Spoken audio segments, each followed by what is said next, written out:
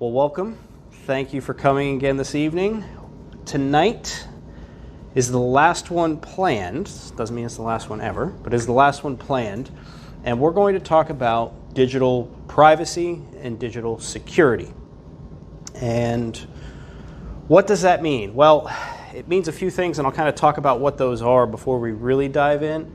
But it'll take about an hour. We'll talk about threat modeling, so you know where you can focus your efforts. We will talk about compartmentalizing, services that I think you should consider, and then we'll talk about settings and permissions and solutions you can have within the apps. If you do have a question, please ask the question. I'm not an expert. I'm still on my own journey through this, but it's been 2.5 years now that I've been on it. And just like everything else, I've done some things, I've spent some money, I've learned, I've messed up, I've gotten better. So if you have a question, I'll do my best to answer it, but I may point you in a certain direction to answer the question. So before we start, digital privacy and security, I talked about it, my computer didn't like any of that. So it decided, you know what, bud? Okay, see how you like this. You know, it's funny, you always try to have backups for everything. I didn't think I needed a backup laptop tonight, but we'll see if it does. Let's talk about privacy and security for a second. Privacy and security are absolutely not the same thing. A bank is probably the best example of this. A bank, very secure. Armed guards, bank vaults, locks everywhere, but at no point in time are you private in that building whatsoever. You've got 3 cameras on you at least at a given time. A guard has probably called you out. The recordings are going to be kept for eternity, who knows, right? Banks are secure, but they are absolutely not private. Conversely, a back alley somewhere in between buildings, probably very private. Probably not very secure. Mostly because of who hangs out in those back alleys in between the buildings. So understand there is a difference between privacy and security. And work. There we go. Okay. So before we start, why does this matter? I already told you about privacy, security, and the difference between them. Here's some common pushback that I've received through my journey from other people that I talk to, family members, loved ones, friends. I don't care that insert big tech company name here, Google, Apple, Amazon, whatever, knows things about me. It's impossible to be private and secure in the internet age. That's probably the one I hear the most. It's too much work to do all that stuff. It's too expensive to get to that point. And then why should I care anyway? I don't have anything to hide. Well, you probably have heard these questions or have thought them yourselves at some point, right? Here's some common responses to the I don't care. Well, do you want fewer spam emails, texts, and phone calls? Pretty sure we could all say yes to that. It's impossible to be private and secure in the digital age. When you go home, do a web search for my name. You've got it. It's available on the web, on the club directory. Find it, Google it. It's something I do on a regular basis because I want to know what's out there if somebody Googles me. It's too much work to do it all. It could be as much or as little as you want it to be. And it could be as expensive or as inexpensive as you want it to be. And then the last one I love, why should I care? I don't have anything to hide. What's your bank account number? So you do have something to hide. It's just not nefarious in nature. People forget that part. They think, I don't have anything to hide. They immediately think, I'm not a criminal. Well, you don't have to be a criminal to go to Target, swipe your credit card, and then have some wackadoo steal your information and then possibly your identity. So this I don't have anything to hide thing, just ask them, what's your bank account number? Well, why would I tell you that? So you do have something to hide. It proves a point. Threat modeling. What the hell is threat modeling? And ultimately what it means is what matters to you. So what is a threat model? Straight from Wikipedia, and I'm going to read this. Threat modeling is a process by which potential threats, such as structural vulnerabilities or the absence of appropriate safeguards, can be identified and enumerated and countermeasures prioritized. The purpose of threat modeling is to provide defenders with a systematic analysis of what controls defenses need to be included, given the nature of the system, the probable attacker's profile, most likely attack vectors, and the assets most desired by an attacker. So what the hell does that mean in plain English? Identifying things you want to protect, evaluating the likely threats that they will have, and then protecting them against those threats. So, if I have a car, I have identified the car is the thing I want to protect. What vulnerabilities do I have? Somebody's going to try to get in my car and steal it and drive away. What actions am I going to take? Lock my door, have my keys with me. That is a threat model. I've identified the thing.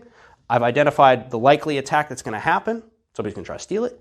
So what have I done? I've locked my doors and make sure I have my keys. That's all it is. But then you apply that to many different things. Are all threat models the same? Simple answer, no, absolutely not. Why? Well, because it should be based, at least in part, on your habits, your vulnerabilities, your ignorance, and your personal and professional lives. So if you're a celebrity, right? This will be different for everyone as things matter to one person may not matter to someone else. Additionally, you may be more of a target if you are a celebrity, a public figure, or someone with sensitive knowledge. So if you are the CEO of a big organization, your threat model is probably more aggressive than if I'm a welder in an assembly line. Because I don't necessarily have secret knowledge, unless I'm a welder in an assembly line at NASA. Then I might have secret knowledge, and then my threat model may need to be different, but maybe not as strict as the CEOs, or maybe more strict than the CEOs, depending on what my security clearance is. Not all threat models are the same. Don't let somebody else's threat model have such an impact on yours that you either go too far, don't go far enough, or give up altogether. Understand that theirs is different for them. No different than when you prepare for a disaster. If I live at the top of a mountain, I'm not going to prepare for a flood. And I'm not going to let somebody who lives below sea level influence how I prepare necessarily, simply because they're preparing for a flood. Threat modeling is the same kind of thing. And threat modeling is not just a digital thing. Threat modeling is your car, is your preparedness, is your likely scenarios. All that stuff that we did in the first seminar where we talked about likely scenarios to happen, that's all threat modeling, or at least part of it is, or part of threat modeling. Should threat modeling change? Short answer, yeah. It should change as you become more knowledgeable, as you get a new device, or your device ages beyond a certain period of time, because not all updates go to every device. At some point, Apple will stop supporting an iPhone 5 and sending security updates to it, which makes you more vulnerable. Therefore, your threat model should change. Conversely, if you buy a brand new computer, you should probably threat model against where you got that computer from, or what is it? Is it a new operating system that you're not used to? Or are you going to use a specific type of software that you haven't used before? Whatever it is. And then, of course, you should do it at least annually. Just go through and say, is there something else out there that has come along or that has fallen off, or is there a new attack vector that people are using that I need to be aware of? Just stay up to date. So can it change? I think it should change with time. All right. Compartmentalization, and for you Offspring fans, gotta keep them separated. So what is compartmentalization? From Merriam-Webster, to separate into isolated compartments or categories. Thankfully, I didn't need to do a plain English version of that one, but what does it mean in this context? We're talking about digital privacy and security. How do you compartmentalize something? It means using one phone for personal and one phone for work. Or it means using one computer for certain types of software and another computer for other types of software. Or one device for one very specific purpose. I only do this on that. Or one web browser for a very specific type of use case. I'm only going to search the web with this one, and I'm only going to log into my bank on this one. All that kind of stuff you can compartmentalize. Using a virtual network for smart home tasks. So think of the Alexas, the Google Nests, all those things, Google Homes, whatever, where you say, hey Siri, hey Alexa, hey whatever, thing pops up. Well, that has access to the internet, but it doesn't have to have access to the internet. You can create what's called a virtual network, and you can say, hey, you have access to this internet, but it's not internet, it's just a network. And all of those smart devices are on that network that has no access to the internet. You can go buy a router from the store, a wireless router, to create a Wi-Fi signal, plug it into the wall. You don't have to plug it into the internet. Nobody tells you this, but you don't have to do that. You can create a Wi-Fi network that has no internet, but it means all those devices are connected on that. So then you can say, Alexa, turn on the television. And then the television comes on, and it might have a cable thing plugged into the back of it for local network or your cable box, but it's not actually connected to the internet. Things like that. Again, using a specific web browser for a specific type of task, creating different user profiles based on the applications that you use. So in Windows, in Android phones and things, you can create different user profiles. So think of it like you go onto your favorite streaming service and you could pick your kids, yours, or your sister's, or whomever's. It's the same thing on the computer, it's the same thing on the phone. And that way you compartmentalize your private life, the bank account information, all that on one user profile, and then you do all your other stuff on the other user profile. But you kind of catch a theme there, right? It can be difficult, it can be frustrating, it can be time consuming. It's not as easy, for sure. So isn't it difficult? It doesn't have to be if you don't want it to be. You don't have to go through all the effort of creating a different user profile if your threat model doesn't call for it. You don't have to think, oh, Jesus, well, now he's saying I have to use one web browser for the banking, but I have to create a user profile to access that web browser, and it's just a lot. I'm just not even going to bother. It doesn't have to be that difficult. It could be as difficult as you want it to be, as intense as you want it to be. But conversely, it doesn't have to be much. In fact, we're going to go through an exercise at the end of this thing, or near the end of this thing, and you will all leave here more private and secure than you walked in through that door. This is the only one where it's so interactive. I'm going to literally show you steps you could take right now on your phones to make yourselves better before you walk out that door. Next, isn't it expensive? It can be, depending on how far you want to go. Most of what, there's the old adage, I don't have to be faster than the bear, I just have to be faster than you. Bear's going to get you, he's not going to worry about me. You don't have to be Fort Knox. You just got to be better than the next person in line. Because if the attacker takes more than 15 seconds to get into your stuff, he's just going to go somewhere where it's going to take him 3 seconds. It's not like they're looking at it like, ooh, this is a challenge for every single one. Maybe, but are you high profile enough to garner that attention? Or are you just another name on a list or another number somewhere, right? So what does that threat model look like? Now, if I'm a CEO of an organization, somebody may sit there for days trying to crack something. So then, yes, I would want more.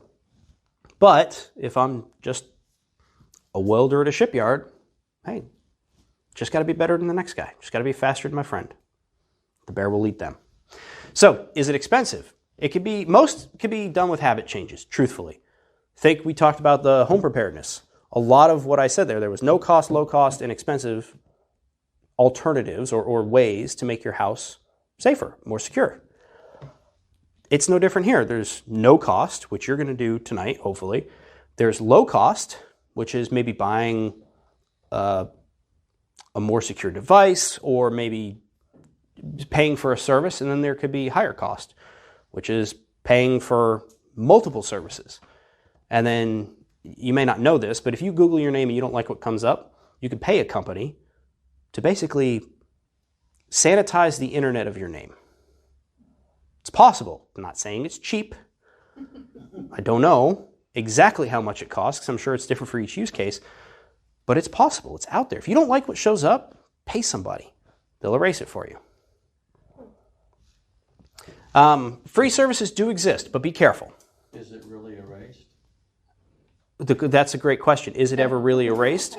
So, it's a fantastic question, because there's things like the Wayback Machine and things like that on the internet where you could see what web pages looked like in 1996 or a specific time.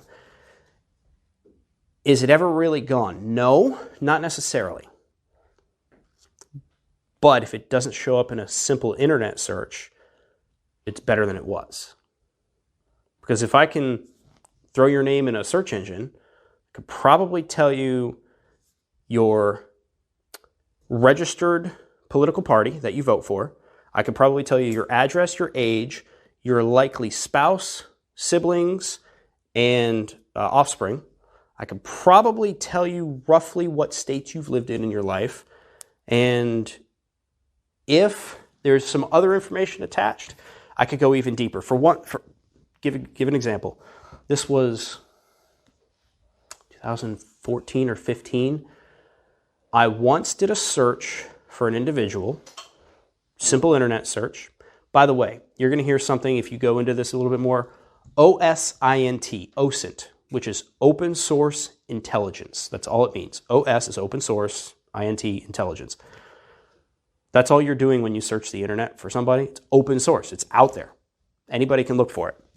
I did a web search for this individual, found out who their mother was, found their mother's preferred username, searched the username, and found a review she once wrote on a cruise that she went on. And I could tell you that she preferred to stay on the boat when they went to port because she was more comfortable on the ship than she was on the land. That granular. And I can tell you she didn't like the coffee maker on the ships either. That granular, simply by finding, I started down one path, found a mother, found a username the mother tended to use across multiple sites, searched the username, found reviews, all kinds of stuff. It can get really far down. So, to your point, is it ever really gone? No, probably not. But is it searchable or easily searchable? And then comes into the other part, how much information are you volunteering to the internet? So that when I search your name, what comes up? Because of course there's things that unfortunately are going to be nigh impossible to get rid of. Government records, public government records that are digitized, probably going to be nearly impossible to get rid of that stuff, right? But if you write a review for a cruise ship that you went on, that's the information you're volunteering. Think about that. And whatever you put on Facebook, or whatever one you use. Yeah. Be wary of free services. If it's free, likely it means one of two things. Not absolutely, but likely it means one of two things. Either it is a funded project by people who voluntarily donate money to the project so it can stay free so they don't have to charge, or the company has made it free because you are the product. They're taking your information and they're selling your information somewhere else. So you are the thing. So it's free. Give me all the stuff. And then they get the stuff and they sell the stuff, which is a part of you, really. Just be careful with that. All right. What services, in my opinion, should you consider? Because you can use technology to protect you from technology. It's absolutely possible. Now, I'm going to splash a few things up on here. We'll walk through it slowly. Please ask questions if you don't know what it is. I'd rather you have a little bit more information than you left with tonight than leaving going, damn, all of that went over my head. I got nothing from it. Please ask the questions. I tried to write it in such a way that it was a little more understandable, but understand we're talking about things that have words that, quite frankly, I didn't know what the hell they meant 2.5 years ago. Big, long words or words that shouldn't go together that do go together. Use technology to protect you. And again, it can go as far down the rabbit hole as you want. You can buy these little Raspberry Pi computer things and hook them up to your network so all the ads and everything go in there, and you can use Tor browsers and Onion sites and all these things, but you don't have to go that far. So what services do I recommend you to consider? Very first thing is multi-factor authentication, sometimes known as MFA or 2FA. Use it whenever possible so your accounts aren't accessed without your knowledge. Note that SMS authenticators aren't the best option, but they are better than nothing. If possible, try for TOTP, email, or hardware keys.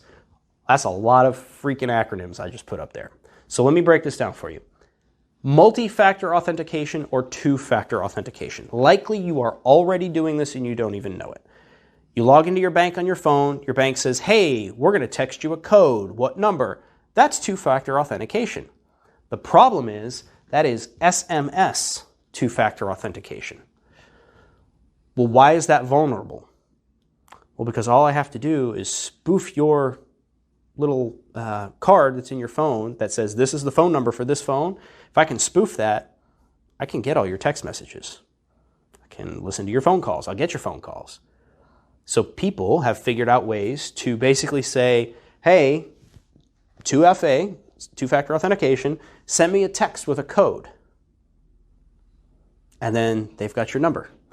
Here is where people exploit this. This is a really common one. Facebook Marketplace or Craigslist or any online selling platform. You put something up and you say, hey, email me if you're interested. And you put your, my email at gmail.com. Somebody will reach out to you and say, hey, I just texted you a code. Can you send that code back to me so I know that you're actually the person selling this item? No. What they've just done is they've gone to google.com and said, I forgot my password with your email address. And it's 2FA, it's sending you a code. And if you send them that code, you just gave them the keys to your email. Then they're going to change the password and lock you out. And then they're going to send all your friends all these phishing emails. Phishing emails. What the hell is a phishing email? Phishing. Phishing. Phishing with a PH instead of an F. It looks real, but you click on a link and it's not what you thought it was. And then all of a sudden, $5,000 is gone. $10,000 is gone. Or somebody has your identity. Or now they have access to your email. So if you sell something on Facebook and you put your Gmail or any email address on there, and they say, hey, I just sent you a code. Can you send me that code so I know you're the one selling the item? It's a scam. They're trying to bypass a 2FA. And that is called social engineering. Social engineering is, hey, where are you from? You meet somebody in an elevator. People love to tell their lives to everybody, right? They like to share what they've accomplished in life or what they're proud of in life, their children. What are most people's passwords? Pets, years they were born, high schools they went to, mother's maiden names, all this information. Hey, oh, yeah, where are you from? Michigan. Cool, what part of Michigan? Oh, I had a brother that lived in that town. Did you know him? His name was such and such. They're making shit up. They don't know, right? It's like, oh, that's pretty cool. You married, kids? What do you got? Oh, yeah, 2 kids, 3 grandkids, blah, blah. That's social engineering, and that is a phenomenal way for a con artist to get all of your stuff. I'll tell you what, it is absolutely an art form. Absolutely an art form. So the next time you're in an elevator, the next time you're waiting in line, the next time you go on vacation, just be cautious what you tell people because you don't know how they're using it. Personally, I'd just go to Disney. Everybody goes to Disney. There's a whole host of targets, and I could probably get one a day. I like to think I'm personable enough I could get one a day from a social engineering standpoint. The difference is I don't have nefarious intent. So, multi-factor authentication, MFA, 2FA, set it up wherever possible. TOTP, time-sensitive, one-time passcode. Time-sensitive, one-time passcode. So this is like,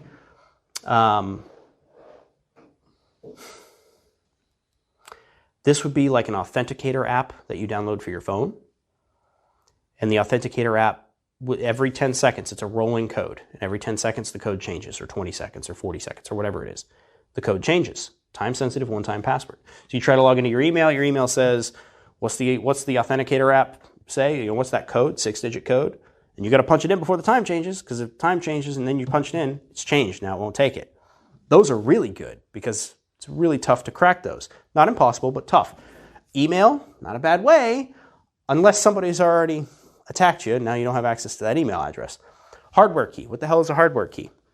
A hardware key is literally a thing that you carry with you that you plug into a given device that you're trying to log into.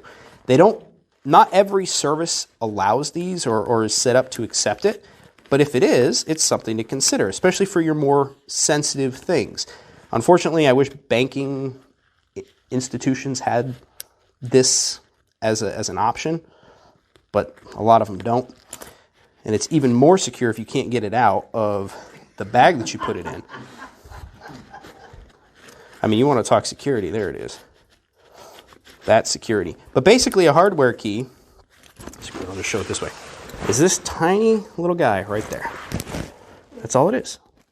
And you have to set it up, then you plug it into the device, phone, computer, whatever it is, and it grants you access to those things. So it's no different than the key to your front door of your house. You need the key to get into the house. To bypass that lock, I need this key. It's the same thing. But that can be very frustrating if you're somewhere and you don't have that key, or you lose that key. It can be very frustrating to get that information back.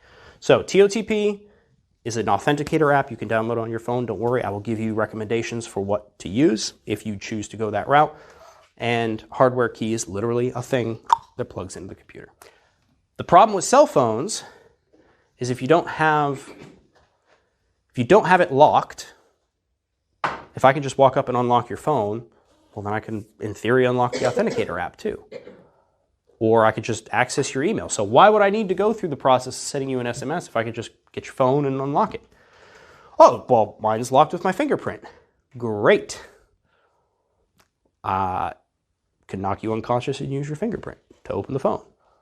Oh, well, mine, I use my Face ID. I don't even need to knock you unconscious for that, right? Just hold your phone up to you.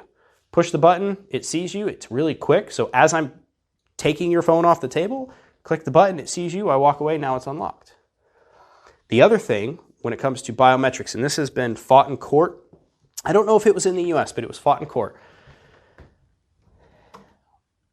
When it comes to your biometrics, your fingerprint, your facial structure, all this stuff, that was deemed to not be knowledge. Therefore, the police could force you to unlock your phone if you use biometrics. So if you use a fingerprint scanner, they could say you have to unlock your phone. Legally, you have to do it because it's not a passcode. It's biometrics. It's not inherently something you know that you have to tell me. You just have to put your thumb here because they can fingerprint you. They arrest you, detain you, they fingerprint you, right? They take your picture. It's no different on your phone. It's a picture or it's fingerprint. So a passcode, whether it's a series of numbers or an actual phrase or something, is going to be much more secure because that's knowledge. That is something you know that they can't legally force you to give up, which is why the FBI got so pissed when there was a shooting and they said, Apple, you need to get us into this phone. And Apple said, no, it's not going to happen. Yes, but this is why okay, great, it's still not going to happen. That's probably the one and only time Apple actually stood up for something, for whatever that's worth. Just make sure your phones are locked. And if you're using a thumbprint, fingerprint, whatever, cool, that's fine. Just understand its limitations. I'm not saying your threat model has to change and you can't use Face ID to get into your phone. That's not what I'm saying. But you should understand how it could be exploited against you. That's all. So for cell phones, what can you do? Well, camera covering cases. Get a case for your phone that covers the camera. This one just slides. There's my camera.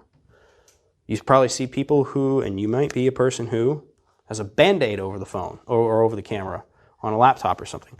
They make these little things in the front that just slide. Open, close. There's magnetic ones. There's clicky ones. There's simple ones. I think $6 get you a 6-pack or something. And they just stick on. Real easy. Microphone deletes.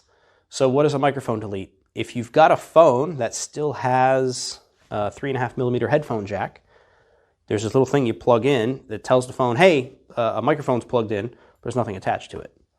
So the phone's looking for something that isn't there. So it's using a microphone that doesn't exist, so there's no microphone. Alternatively, if you know what you're doing, you can go in there and just cut wires. That is such an extreme case, your threat model has to call for that. For me, I can, using the settings on the phone, I can actually turn the microphone off, so no app has access to the microphone, which is great until you go to take a phone call and you forget you've done that and you're talking and they can't hear you on the other end. Ask me how I know. Right. It could be as extreme or as lenient as you want it to be, as your threat model calls for. Text messaging. So, services. Signal, Briar, and Threema. Holy names. Okay, Signal. Android users, hands in the air. All iPhones in this room? Android, okay, a couple Androids. So on Android, Signal, at least currently, although I was just listening to a podcast coming down here that says this is going to change. There's no date yet. But currently, Signal can be set up as your default messenger. So anybody who texts you, it can come through Signal. iPhone users, that's not the case. Your little iMessage green app thing, that's still going to be default. You cannot change the default from that, but you can still download and use Signal as a messaging app. Threema is a paid service, but that was what was featured in the terminal list. And it's basically what spies use. The CIA, other people, they use that kind of thing because you don't give any information basically to open an account, so they don't know who you are. They don't care who you are. You use that service. Briar is a cool one, except both users have to be on at the same time. So if your app is open but the other person's app isn't open, you can't message each other. Because there's no storing it in somewhere and when they open it up it'll be there. No, it doesn't happen that way. Signal, if you're going to do one thing on your cell phone, Signal. Look into that, understand what it is, because you can also use it on your computer. So if you've got an Apple computer, let's say, and you put Signal on your iPhone, you can put Signal on your app, your whatever, MacBook Pro or something like that. You can text, just like you could iMessage back and forth, you could text with Signal back and forth to other Signal users only. For Android, Signal does everything right now. SMS, whether the other person is a Signal user or not, doesn't matter. You can still get all your texts through Signal currently, but that may change in the future. We shall see. App stores for Android, again, it depends on what your threat model looks like, but everybody uses the Google Play Store, which is fine, except every time you download something, now Google knows what you're getting and what you're using. If that matters to you, there's another app store for Android called F-Droid. No idea what that stands for, but I have an imagination. For cell phone, new device. If you've got some old, put it this way, if you can take the battery out of your phone and swap it, time for a new phone. Well, but you just said it wasn't going to be expensive. Okay, but like I said, at some point, all those security updates will stop for your device. And then you need to make a determination.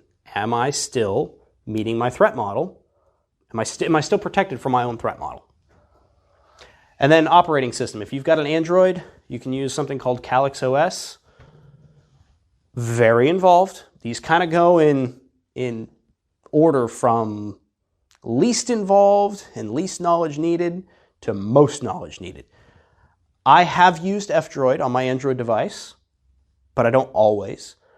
I do have up-to-date devices. I have not gone the route of a completely different operating system on my phone. That's not something I personally am prepared to do based on my threat model, my knowledge, my comfort. When I started my journey, my big thing was, and I told the person who was helping me on this journey, I don't want to be put in a box. I don't want to feel like I have 6 skeleton keys and I've got all these locks in this door just to walk through a door. I don't want to feel that way. That was what I said. And currently, changing the operating system on my phone is not something I'm prepared to do. That's just a bridge too far right now. Maybe down the road my threat model changes. Or maybe the world changes and therefore I feel my threat model needs to change. We'll see. So tell me why I want to do this. Tell me why I want to use a different text operating system. So let me ask you this. Personal question, feel free to answer or not. Do you back up your iPhone to the cloud? Do you use iCloud to back up apps and things like that? Apple has access to every text message you've ever sent. They can read it. Anybody who cracks an Apple server, very unlikely, extremely secure, not very private, but if it ever got cracked by an outside person, or maybe, let's say, an Apple employee who is just pissed off, all of your information could be out there. So whatever you back up to the cloud, it's no longer yours. It's not encrypted on your device. I have an iPhone, but I don't use cloud service. Chose not to. Because I want my information to stay with me. It's no different than handing somebody a $100 bill and say, just hold on to that for me. I'm going to come back for it eventually. You're never going to see that again. So Signal, what Signal does is it basically says, you guys can message however you want. It's end-to-end encrypted. So you can say, here's a $100 bill, but it's in this Da Vinci Code vinegar vial thing with a passcode thing. Great. And then you tell the person on the other end the passcode, but the middleman doesn't know the passcode, so they don't have access to the information. There's just data. Mm-hmm. And then the other person gets it and reads your message.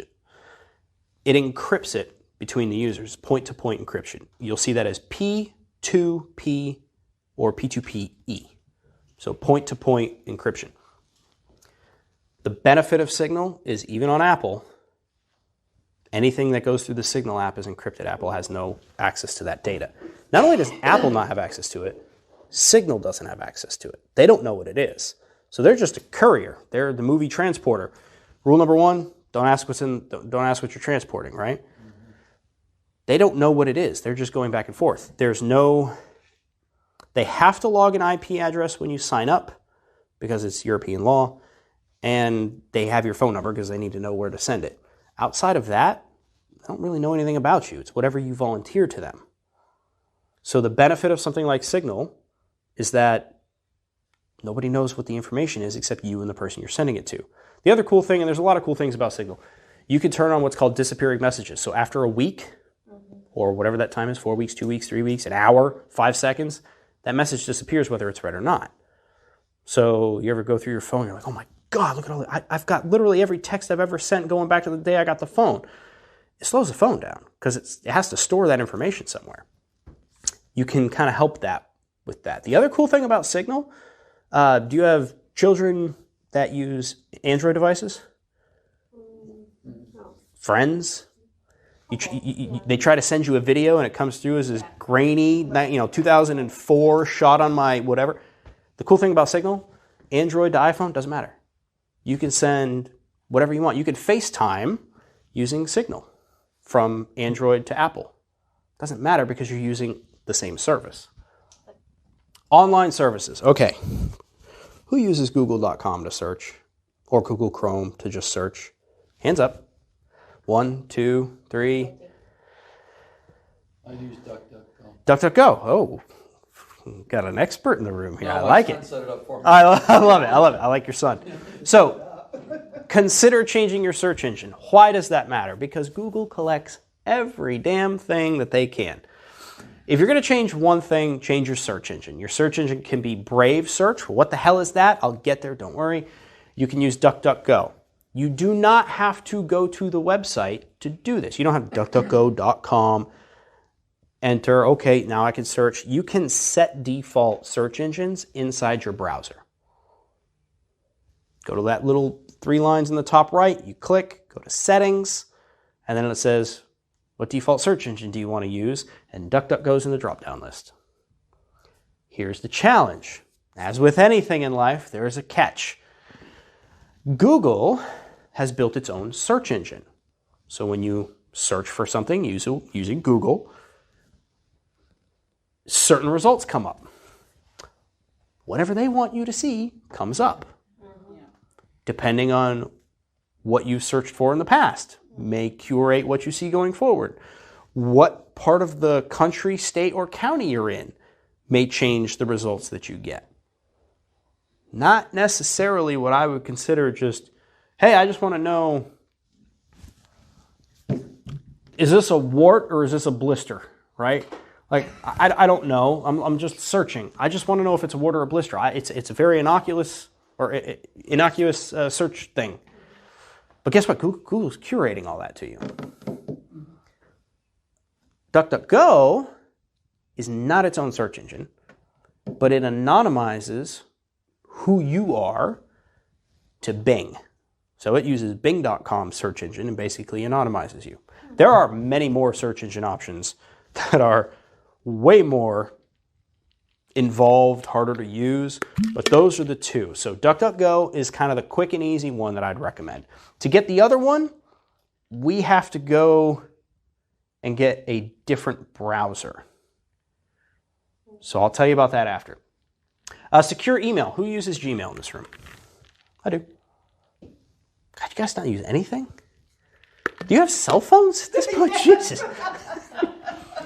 Outlook. Outlook, okay, so it's a Microsoft product. It's not secure because you're using their servers. None of your information is encrypted. They know who you are. They know where you log in. They know everything about you. Especially if you use Gmail and you've got an Android phone and you leave location services on and you use Google Chrome. Google knows everything about you. ProtonMail and Tutanota are two services that are far more secure and far more private. Well, what makes them more secure? There's a term called open source.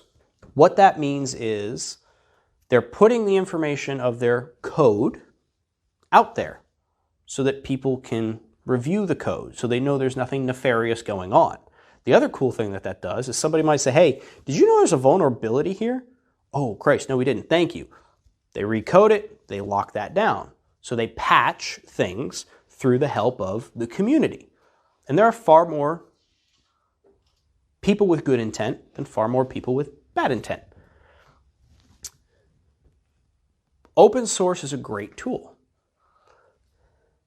It's when you take something and put it behind this door and you say, oh, yeah, it's our email service.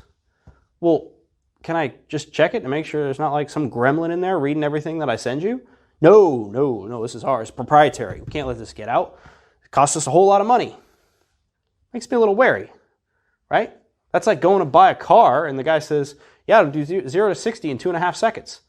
Can I see the engine? Nope. Trust me, the engine's there. Yep, I promise you the engine's there. Would you buy that car? I wouldn't buy that car. Personally, you're not going to let me look under the hood, kick the tires? No. Secure and private. Again, two different things. So secure, open source, helps it to be secure. Private, because these two only keep record of what is required by law, which sounds normal, right? But they're not US based, so they are not held to US law. They are held to the laws where they're established. In the case of ProtonMail, I'm pretty sure that is Switzerland, and I have no idea where Tutanota is. It might be Germany. So it's not US law. And there are different standards over there. So all ProtonMail is required to my knowledge, is required to keep record of is the IP address where you first created the account, and that might be it. I thought there were two things. I think the second was for Signal because they need your phone number. I think ProtonMail only has the IP address where you created the account. And that's it. That's great because I don't have to use my real name. I don't have to use anything. It's a free service if I want it to be. Again, you can donate to this. It's open source. You can go in and you can say, you know what, I really like this service. I know you don't charge me. Here's $10. Keep it going. Make sure it stays free for everybody else versus being charged $100 a year kind of thing. But there are also paid versions of ProtonMail. And all cards on the table, I use a paid version of ProtonMail. And if you've got your own website, you can use your email. All your email can go through your Proton account if you wanted it to. At whateveryourdomainis.com, link it to your Proton account, and it all goes in there. That's cool. The challenge becomes on the other side of that. Where's that coming from? It's coming from a Gmail, so it's not necessarily secure. So the more people you can get on a platform that is both private and secure means you get that end-to-end encryption, that point-to-point encryption. That's the most secure you can be. VPNs. VPN is a virtual private network. That's all it means. You see ads for, NordVPNs, usually a big one you see ads for. Again, where is that company located? So what laws are they forced to adhere to? There are a couple. One is called iVPN and, of course, ProtonVPN. Proton has a VPN service as well. If you don't know what a VPN is, look into it, understand what it does, but also understand It is not hiding who you are on the internet. People have a misconception. A VPN, virtual private network. Well, basically what it does is it says your internet traffic, your data, is coming from a place that it's not. So if you're in Florida and you use VPN, you can say, I want to be in Germany today. And then your IP address is from Germany. It just does that. But it doesn't hide what you do on the internet. It just masks where you're kind of coming from. But it can all be backtraced to some degree. So it's not perfect. It's not like I'll just use a VPN and then I can do all this stuff, nefarious stuff. That doesn't work that way. They're still going to find you. And then cloud storage. If you must use cloud storage and you have a Dropbox account and your information is not encrypted on that Dropbox account before it goes there, Dropbox has access to everything you put on there. So if you put tax records and all that bullshit on there, guess what? They have your tax records. If you want something that is a cloud storage, Nextcloud and Cryptomator. Cryptomator, I think, is the one that encrypts your files before they go somewhere else and then decrypts them.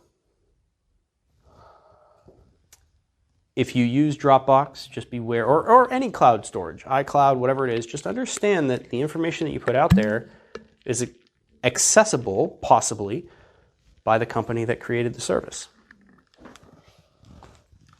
And that's not to say that every company that's created a cloud service is using it to sell your stuff, because quite frankly, they'd go out of business in a heartbeat. But understand that they don't always have your best interests in mind. Because when push comes to shove, they're going to make sure they report to their shareholders or the government or both or whatever bad CEO they have at the time. You're giving up a lot of data for that. Other online services. Password manager. If you have a notebook at home with usernames and passwords in it,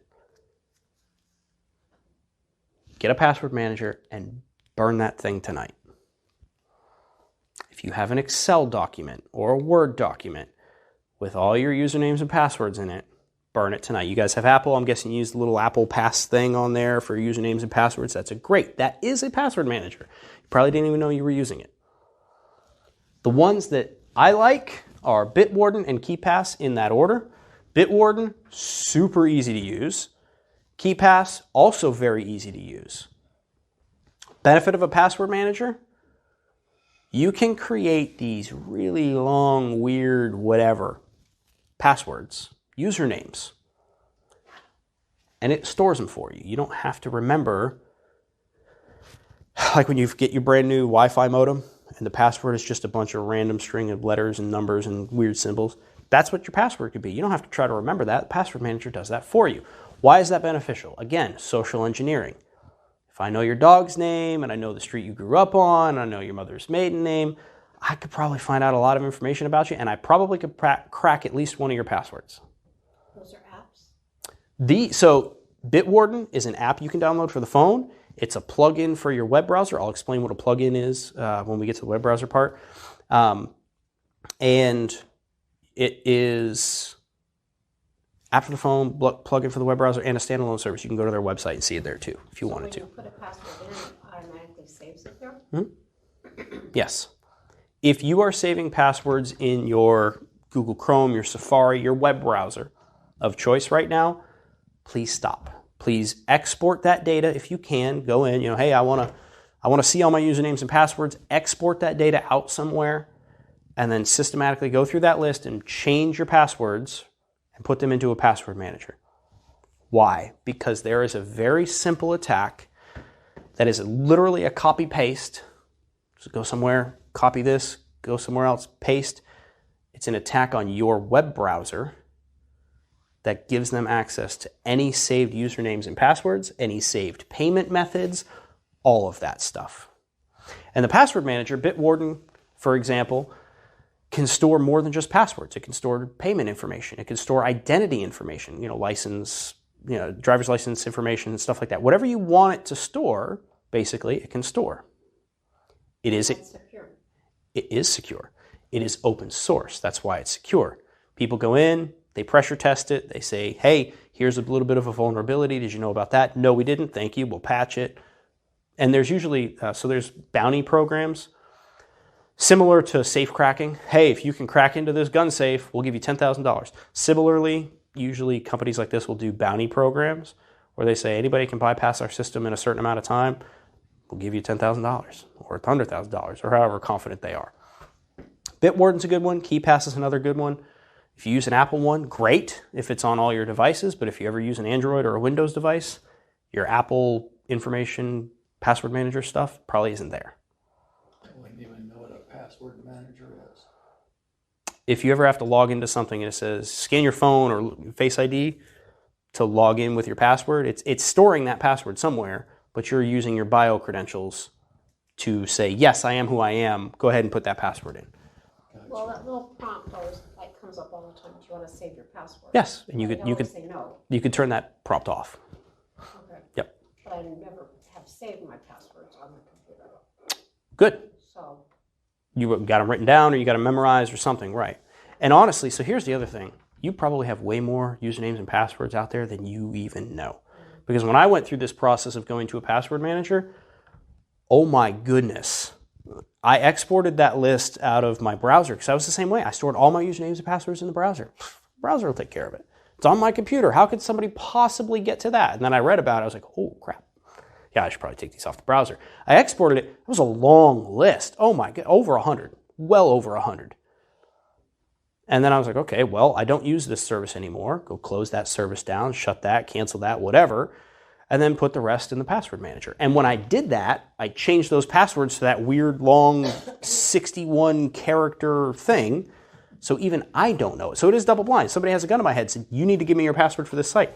I don't know it. I don't know it. My password manager knows it. Beneficial. The good thing about something like Bitwarden is it's cloud-based. What does that mean? That is like in the ether somewhere, right? No, it just means it's server-based, meaning you can access it, but you need access to the internet to access it. Something like KeePass or some other ones, you own that. So it's with you physically as opposed to in the cloud. So you don't need internet access necessarily for your password manager. The good thing about having it on your Apple phone, you can have both. You can do Bitwarden and the Apple Pass. I think it's called Apple Pass. It's a physical device that it's doing it on, not necessarily iCloud or the internet. So you can absolutely have both. It's just when you have to type in that 61 character thing, that sucks. But they can be as long or as short as you want them, and some websites limit that stuff. Aliasing. The hell is an alias? It's exactly what it sounds like. Hi, I'm Marcus. I'm not Marcus. That's an alias. By the way, everybody should have a fake name. If you don't have a fake name that you give at drive-thrus, go home tonight, come up with something. Hey, can I have a name for the order? Yeah, sure. It's and you can have as much fun with it as you want. Especially if you go to Starbucks, oh, please have fun with this. Come up with a funny spelling for something. I'm Babe Ruth. Right, yeah. Well, the problem is people wouldn't get that. They wouldn't understand it. Oh, you mean Aaron Judge? No, it's different. Come up with a fake name. If nothing else, it's a fun exercise. You know, what do I look like? And you can ask around your friends, what do I look like? Do I look like a John? I don't look like a John, right? And then they come up with something. Then you can use that. Put it up to them. Aliasing is no different from email. Maybe you don't want your email out there. Now, why would that matter? There are things called data breaches. Usernames, passwords, email addresses, all that information gets sold. And then what happens? You get spam emails. Or you get people trying to hack into your account or whatever it is. Well, guess what? If you use a service like Simple Login, MySudo, or something else like that, they generate an email address for you. And it's a bunch of bullshit, but it is linked back to your actual email address. So you could say, yeah, I'm this and that at touchstone.com. Well, that doesn't actually exist, but what it does is it links back to your Gmail account or whatever it is that you're using. So you're not physically giving out your actual email address. So when that data breach happens, guess what? You just go, kill that one. Kill that email. It's gone. then you're never going to get spam. It's a great service. So simple login would probably be the one that I'd recommend for that. So what the hell is this privacy.com thing? Privacy.com is a service that I personally use for VCC, Victor Charlie Charlie, virtual credit cards. Go to a website, enter your credit card information here. Well, fun story, there is a huge vulnerability in those little pay boxes that people exploit all the time. And every time you punch that in, they're logging your keystrokes or they're copying the information down. And now they have access to your credit card number, the security code on the back, and the expiration date and the name that's on it. But if you use a virtual credit card, it's no different than the email thing example I gave you before. It's a random number, but that's linked back to your privacy.com account. The cool thing about that is you can create multiple virtual credit cards and say, you know what, I want this one only locked to Starbucks. So it's locked to that retailer. So if somebody steals your information from Starbucks and they try to go to Best Buy and drop $600 on an iPad, it's going to be rejected because you've locked it to only Starbucks. The other thing you can do is you can say, you know what, I want to budget my money better. So I'm going to lock this to Starbucks and I'm going to lock it to $35 a month. And then if you go over that, it's going to decline. Ah, damn it, I've hit my limit this month. I guess I went one too many times. I didn't budget my money well. So it'll decline. You can create one for online banking. You can create one, or not banking, but online purchases. You can create one for anything that you want. And then you're not giving your actual credit card information out. So when that credit card becomes attacked or out there in a data breach, just kill it, generate a new VCC, and move on. As opposed to your bank sending you an email, hey, your credit card was exposed in a data breach at Target, and we'll send you a new one. It'll take 7 to 10 business days. Well, God forbid you're somewhere away from your house, away from your mail. What if you're on vacation and something happens? Now that credit card that you just brought, you might have only brought one. Now it's not going to work. But if you can use a virtual credit card, that could work. And maybe you tie that virtual credit card to an Apple Pay. Or I think Apple Pay even actually does virtual credit cards now. So there are other services that do it, but privacy.com is kind of across the board. Here I am telling you, you're going to go home and go, Jesus Christ, I had no idea all these people could steal all my shit this way. I didn't realize I was at such danger. It's not as bad as I'm making it out to be, again, because threat model. Are you really their target? Are you that high profile, or do you have that much money in the bank that you have become that target? Probably not. Web browsers. Who uses Google Chrome? Hands up, come on. Hands up for Google Chrome. Nobody on Google Chrome? Chrome? Yeah. Yeah. Google Chrome is based on a project called Chromium. Chromium is open source. What Google said is, it's a pretty cool web browser you got there. We'll take it.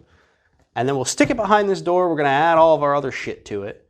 And then we're going to pop it back out as Google Chrome. So for everybody who likes Google Chrome, yeah, but I don't want to have to learn Safari because it looks different and it feels different. Well, guess what? Google Chrome is a Chromium-based browser. Chromium is open source, and Bromite, the Onion browser, is not, but Bromite and Brave are Chromium browsers. Which means if you use Google Chrome, download Brave. It looks and feels identical because it's the open source version. It is de-Googled. And I am now kicked off YouTube because they own that too. Download Brave. If you're on Android, you can download Brave. You can also download Bromite off the F-Droid if you're on the F-Droid platform. For iOS, for Apple users, you can use the Onion browser.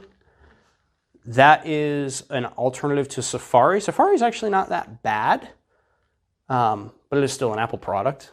So you can download the Onion browser if that's something you wanted to do. Again, you're compartmentalizing your life. Maybe you use the Onion browser for your normal surfing, and you use Safari to log into your accounts. Simple as that. Download Brave. It'll work on I don't know if Brave is for iPhone. I haven't tried that yet, but I know it works on Windows. I know it's for Mac. I know it's for Linux and Ubuntu. I'm just using words at this point that make no difference, but I also know that it will work across platforms. Brave is a great one. Firefox, if you really don't like a Chromium-based browser, Firefox is still a good browser. Still good. Probably remember that from, what would that have been, 2007 maybe? 15 years ago? Firefox? It's older than that. Right. It's old. It's old. Some of us have been on it that long. Firefox is still a great browser. And arguably, Firefox is better than Brave, provided you set your settings up properly. You can do hardened Firefox, which I have done on actually this device as well. You can, again, it can be as much or as little as you want it to be. The problem is you go too far, sometimes things break because websites apparently have to have certain things, and we'll get into that here actually in the next 2 slides. If you're going to download a web browser, download Brave. If you're coming off of Google Chrome, go to Brave, please. Please, please, please. It's going to look and feel the same. You just don't have Big Brother looking over your shoulder. The other one on there is Tor, which is the Onion Router. T-O-R, the Onion Router. What the hell does that do? All right. The reason it's called the Onion Router is because that's the best analogy that they could think. When you go somewhere to a website, you send packets of data into a thing, and then that packet of data goes to the website. Well, that thing might be tracking packets. So if 135 packets come in here and 135 packets go over there, we can track it back. But what the Onion does is it goes through many things, and every time it goes through a thing, it sheds a layer, or 2, or 3, or 12. So I might send 1,200 packets, but by the time it gets to the website, it's only 17 packets, because it's shed all that stuff to get there. So now they're saying, all right, who sent us 17 packets? They're never going to find me at 1,200. It anonymizes who you are and where you're coming from. It's not perfect, but it is a hell of a lot better than the other options. What's the problem with Tor? Well, if you needed to go to the grocery store and you got in your car and you drove from your house to the grocery store, it's going to take a set amount of time, let's say 10 minutes. But if you thought you might have been being followed because you're a former government spy, and you were like, you know what, I'm going to make 6 other stops before I get to that grocery store. Guess what? It's not going to take you 10 minutes anymore. It's going to take you an hour. So what's the downside to the Onion Router? It feels slow.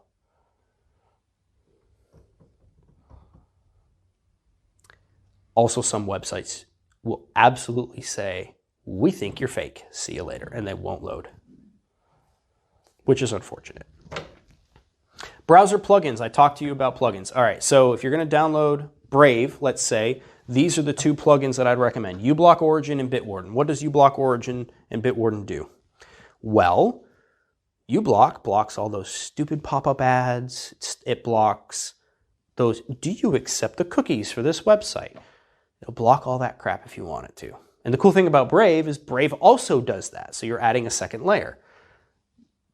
The plugins sit on the little top next to your search bar. And all of this that I'm telling you, I have no reference, so you don't see me using it on the screen. I'm going to give you resources at the end, I promise. Go use the resources. They will walk you through everything. How to download a plugin. They will literally walk you through how to do it. Be careful though, because too many plugins, too many apps on your phone, every time you do that, that's another avenue of attack for somebody. So if you've got 130 apps on your phone, I have 130 ways to get in. If you've got 12, I've got 12. Every app you download, every plugin that you have is another avenue of attack that you need to threat model. There's a lot of stuff there. But the big ones are Signal for your cell phone, Proton Mail for your email provider, and then I would argue Brave and Bitwarden and uBlock. And then privacy.com for virtual credit cards, simple login, if that's a way you want to go for aliasing as well. But if you've just got a trash email that's been garbage for years, just continue to use that piece of shit. Because all the information in there, like if you've got an old Hotmail account, please use the Hotmail. If you've got an AOL account, use the AOL account. Because odds are that's just garbage anyway. You probably haven't checked that in years. You've probably moved on to something else, but you still have the login credentials. Use the old one. All right, here we go. Settings and permissions. This is where you can all take your phones out. We're going to go through it together. We're going to change some shit. You're going to be better than when you walked in the door. What you allow and disallow matters, and you have more power than you know. So for your Apple users, Apple phones, I'm talking to you right now. When you go into your phone, turn off all services not actively being used. That includes Wi-Fi, Bluetooth, hotspot, AirDrop, NFC, all that stuff. Are you on this internet here in this building? No. No. Do you need to be on the internet here in this building? No. So when you leave the house, shut the Wi-Fi off. Little thing in your phone, you pull down on the top right, boop, touch it, it goes away. It says, well, it turned off today. We'll turn it back on tomorrow for you. I fucking hate that about Apple. I shut it off. Don't turn the shit back on for me. I killed it. I'll turn it back on when I need it. Thank you very much. You don't need to turn it on for me. Frustrating as hell. Why does that matter? Because as you walk around, and oh, by the way, marketing people are some of the smartest and privacy invasive people on this planet. They are genius. I love a good ad. But have you ever walked around a grocery store and then you go home, there's an ad for that grocery store in your phone, or coupons, or you spent more time in a certain aisle and there's an ad for whatever aisle you spent the most time in? It's because every time you walked by something, your Bluetooth was pinging. And there are sensors in the store that track your movement through the store. How do I know this? I sold groceries for 15 years. Shut off Wi-Fi, shut off Bluetooth if you're not actively using it. And what is NFC? Near field communications. So it's like, hey, do you remember the old thing? You used to bump Samsung's phones together, it'd beam something? Yeah. That's NFC. When you tap to pay, I'm going to use my Apple Pay. That's NFC, near field communications. Shut it off if you're not using it. Because guess what? If I'm walking by you, I see your purse. As a woman, your phone's probably in your purse. It's probably not in your pocket. Bump. See if I can get the NFC to work and I can get myself some stuff on Cash App or Venmo or PayPal. It's an attack that happens because people leave that shit unlocked, vulnerable. If you're not actively using the service, shut it off. And why do you shut off AirDrop? Because quite frankly, I don't need pictures of some man's genitals while I'm sitting on my airplane waiting for it to back away from the gate. I don't. I just shut it off. I don't need to see it. Thank you. Happens. Planes have literally been grounded for that. And then they arrest the guy, and then it makes news. And all you had to do is literally toggle a setting. That's it. To get to your privacy settings in iPhone, you go Settings, Privacy. So you tap the little gears, and then you scroll down about 2/3 of the way. They hide it for you. And there's a little thing called Privacy. When you get in there, location services, tracking, analytics, advertising. There are 7,000 different things that you have to click on. They do not make it easy for you. Apple hates you. All they want is your information. They are very secure and horribly private. Turn off whatever you can. Reset whatever you can. Be able to say, like, get a new advertising ID. And then are you sure? Because if you do that, you're still going to see the same number of ads, but they might not pertain to you. Good. Next. On the iPhone, you have to go through each app to ensure it doesn't have access to things it doesn't need to function. I don't know why Apple does this. On Android, you can literally go to who's got access to my camera. Boop, boop, boop, boop, boop, boop. Shut them all off. Except for, I don't know, camera. Maybe my camera should have access to my camera. My bank doesn't need access to my camera unless I tell it to if I'm going to do a mobile check deposit or something. My favorite one, and if you think I'm lying, go check it yourself. Weather.com. On a computer, you go to weather.com. And because I have my browser set up a certain way, I block all requests for location, for all that shit, right? I block all requests. Weather.com is asking to access any motion sensors that are attached to my computer. Why the fuck does weather.com need a motion sensor that's attached to my computer? Why do they need access to that? I just want to know what the temperature is going to be tomorrow. They ask for it. And if you don't have your permissions, they get it. You have to, on Apple, go through each fucking app to say, what do you have access to? So you want to guess what I did when I got my iPhone for work? I shut every damn thing off. Everything. I do not use iCloud backup. I don't do advertising, tracking, nothing. I shut anything I can. I shut it off completely. Gone. Done.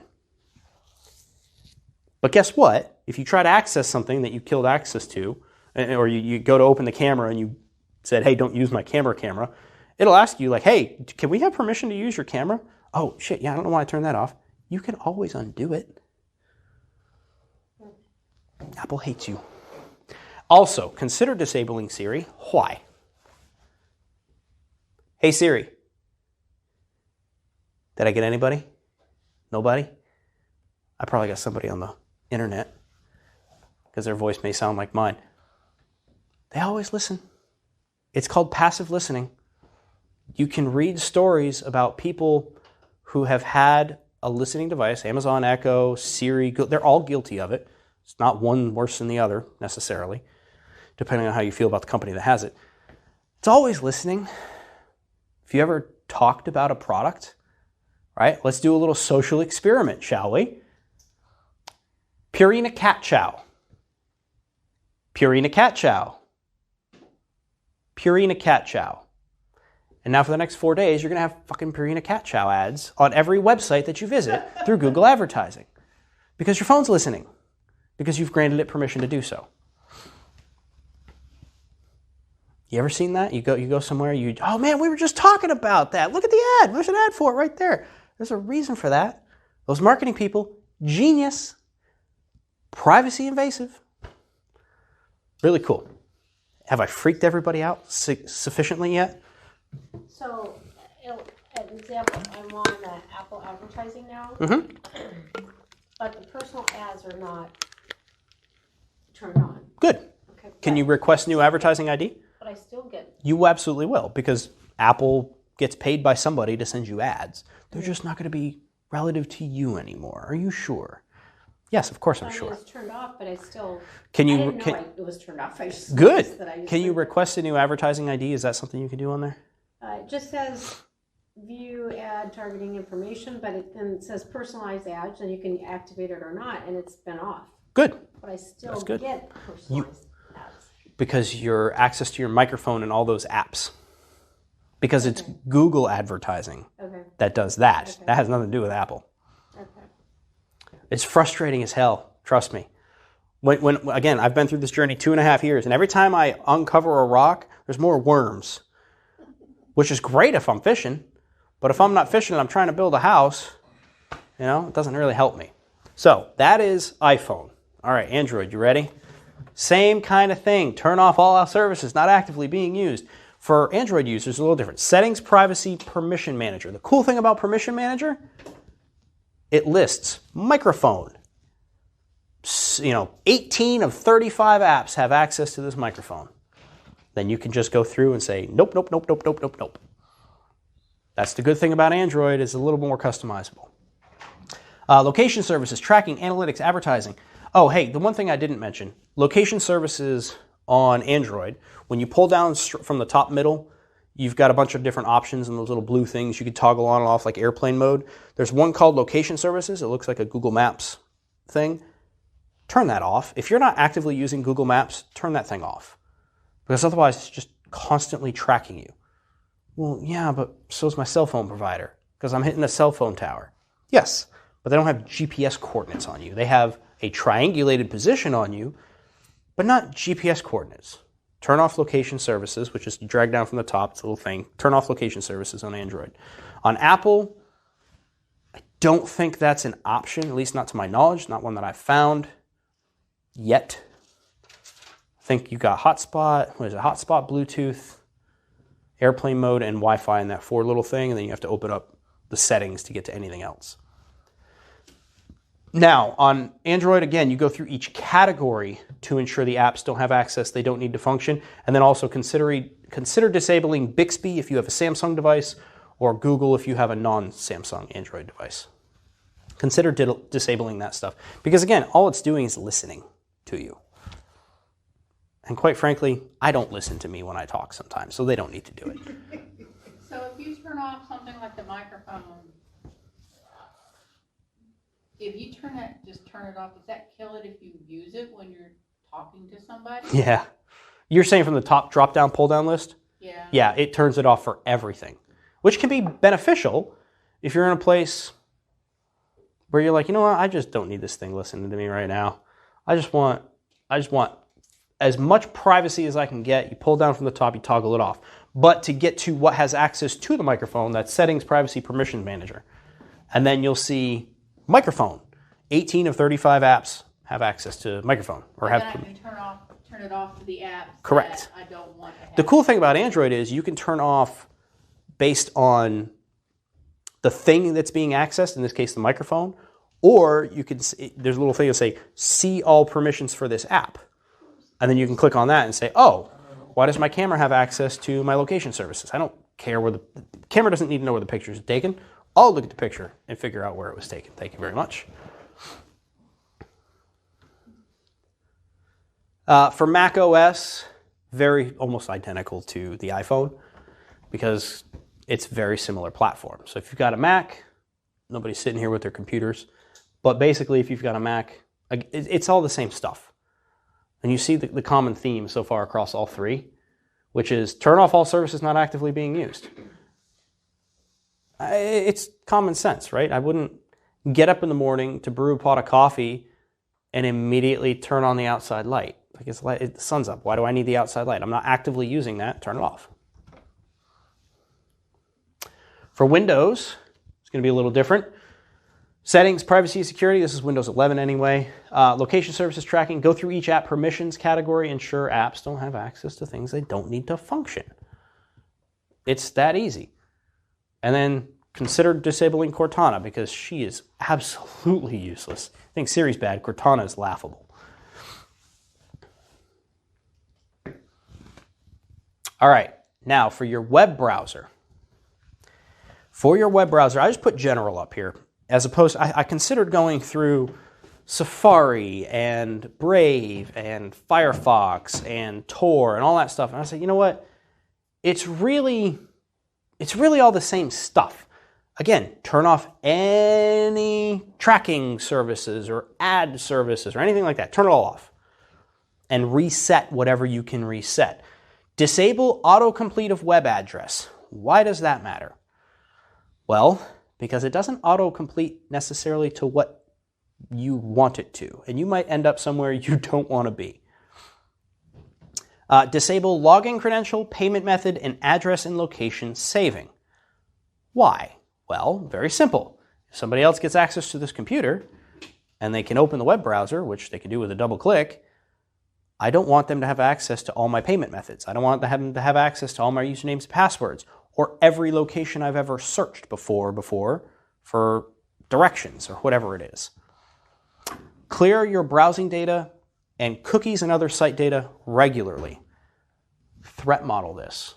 For me, every single time I close the web browser, it forgets everything I've just done. Forgets it all. Which sounds really good, right? It's like, yeah, you don't need to remember that shit. Get rid of it. The downside is every time I open a web browser and I go to a site, I get that stupid cookie banner that pops up. Not so much anymore because I've changed some settings, but every time you go there, it's going to ask for that. What are cookies? Cookies and cache are a teenager that thinks they know what you're trying to say, but actually don't know what you're trying to say. It's the teenager that finishes the sentence for you, but finishes a sentence that you weren't saying. It's like, oh, yeah, you were looking for this. No, hear me out. Just shut up and listen for a second. That's not what I was looking for. That's not what I was here to find. Cookies and cache, that's basically what they do. It's a teenager that thinks they know better than you. Benefit, loads web pages faster. Has anybody here, on a traditional internet speed, had a web page load at a speed they were unhappy with because it was too slow? No. That does not happen anymore, unless you're using an Onion router, Tor browser. Then it's slow as death.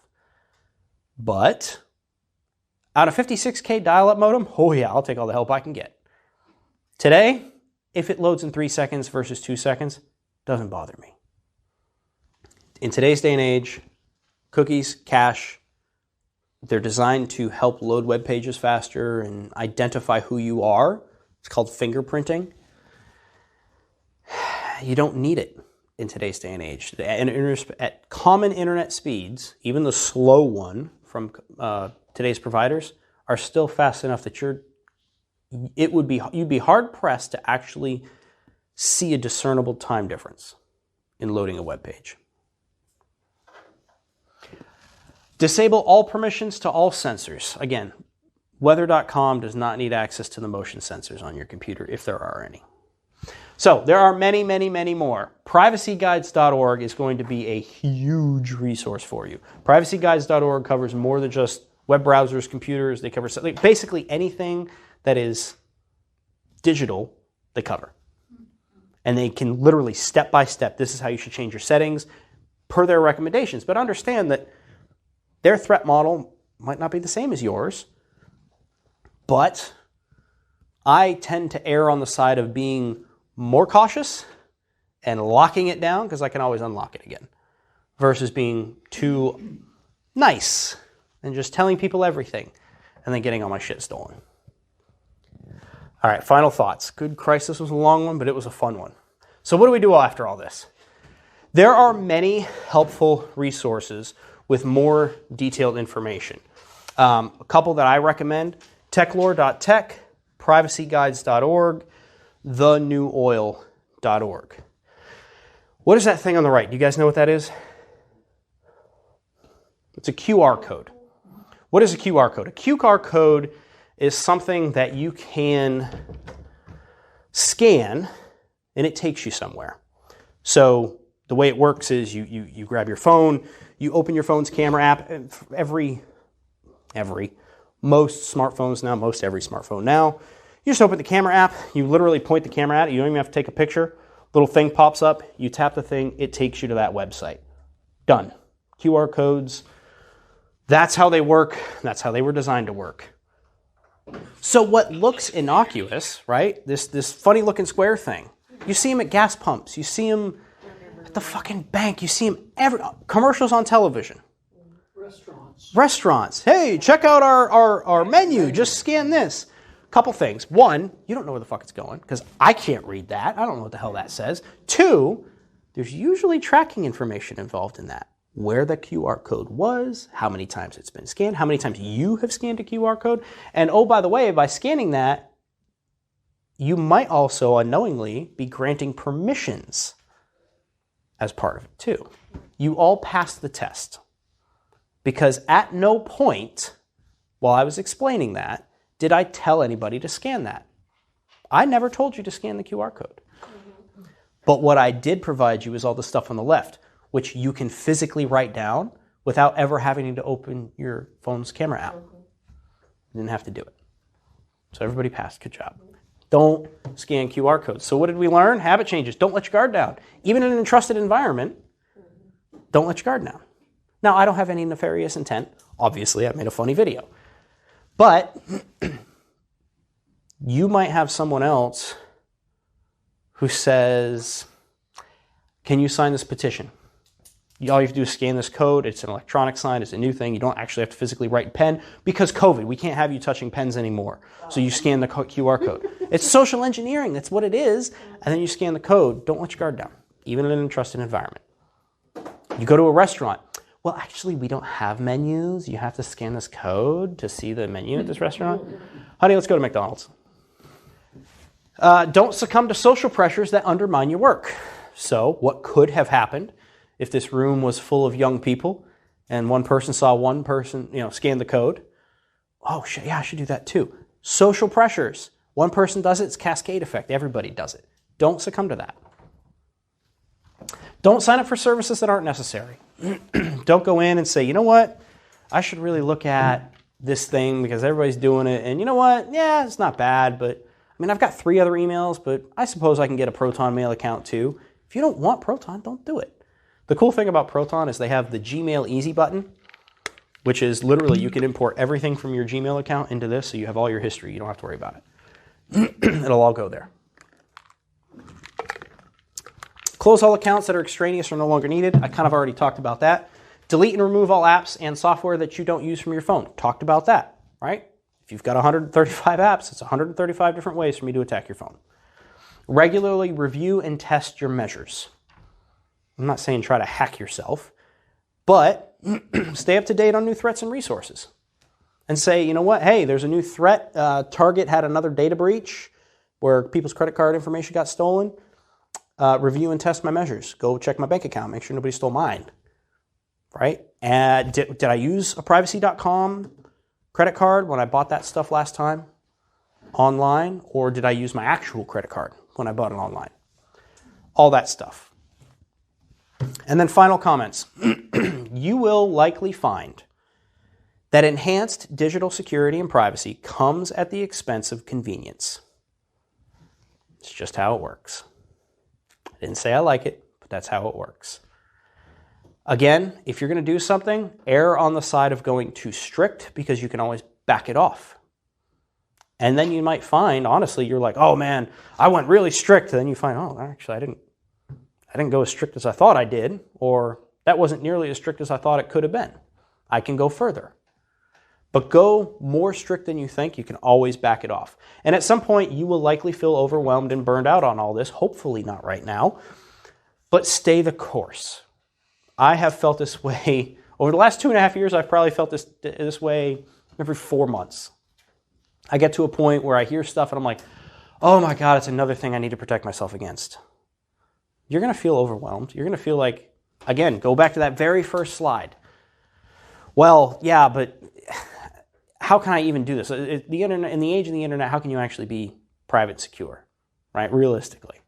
It can be done. It absolutely can be done. Don't get too overwhelmed. Stay the course. Control what you can control. Those are the big things. And hopefully you all changed some settings on your phone so you'll leave here tonight better than when you walked in the door. And hopefully you got some more information from some of that other stuff and you'll go home tonight and you'll open up your laptop and say, you know what? I need to change some settings on this thing. Because Microsoft, Windows, they have access to everything. And Apple, good luck. I mean, Apple is, if you've got a Mac computer and an iPhone and all that and an iPad and you've got location services on, it's no different than Google, right? Google with a Google Home device and an Android device and all this, you use Google Maps on this and that. It's no different, right? These companies are as big as they are for a reason. And it's mostly because you're the product. And then they buy competitors and turn them into their product.